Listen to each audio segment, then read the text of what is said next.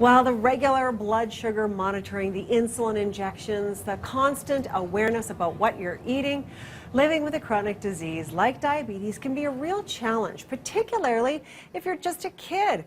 That's why Diabetes Canada has a new campaign and is funding new research into the emotional impact of the disease. Here to tell us about that and what it's like to live with diabetes day to day is Adam Nearing, his dad Rob, and Scott McCrae from Diabetes Canada. Good morning to all of you. Hello. Well, Adam, let's start with you. So you're 10 years old now. Yes. But when were you diagnosed with type 1 diabetes? It was 5 years ago when I was 5 years old. When you were 5 years old. Yes. What was that like?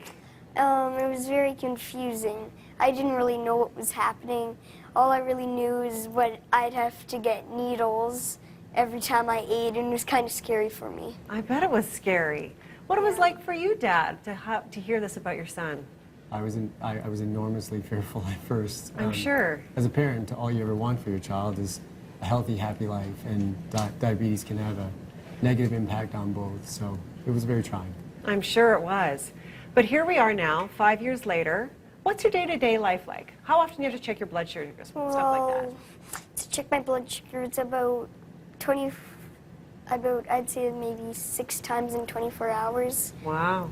And it includes insulin injections, Right. every 3 days. Yeah. And You've got your little yeah. kit right there, so you can do it Yeah. all yourself now? Yeah, I'm much more independent than I was 5 years ago. I'm sure. But it's still constant, isn't it? You have to think about it Yeah. all the time. You're always kind of worried about it if you're doing something and then you're worried that you'll go low or your blood sugar will go high or something. Yeah. So it's a constant thing that you can't sort of get away from, is it? Yeah. Is that hard for you, Rob, just to see your son dealing with this on a regular basis? Diabetes is very difficult.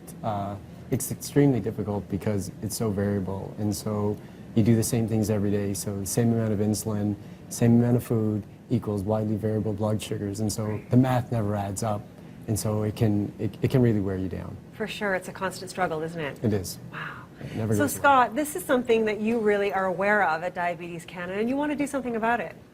Absolutely, yes. So one of the main campaigns that we have been taking on recently is an End Stigma campaign to try and end the stigma around diabetes. There is a lot of negative connotation associated with diabetes. Now, type 1 diabetes that Adam was with is an autoimmune disorder, so there's no known cause for it. Type 2 diabetes, though, there's 2 factors. There's a lifestyle factor and a non-controllable factor. And so there's a lot of people that feel a lot of blame for the development of type 2 diabetes, that they somehow brought it upon themselves. Right.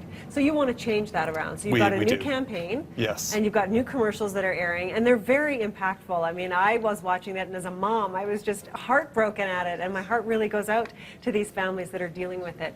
But what you're saying too, Scott, is that there's research coming now that we're going to really address this issue. There is. There are a couple of key research projects that we are funding right now as Diabetes Canada, looking into various segments of the population, so our type 1 population, our type 2 population, and our First Nations population, which is a very growing segment of the diabetes population, as to what the burden of stigma is on these individual groups and how it can be best addressed, because as we heard, diabetes is a 24/7 disease. There's no escaping from it. You have to manage it every single day to keep your blood sugar levels tightly controlled, and so trying to alleviate that mental burden is a key step. Wonderful. Well, let's hope we do that. And in the meantime, Adam, you're doing such a great job. Thanks. Look at you all happy and healthy. Thank you so much for being here and sharing your story with us. Thank you. And thank you Thanks too, for Rob. having us. Thank you all Thanks for much. being here this morning.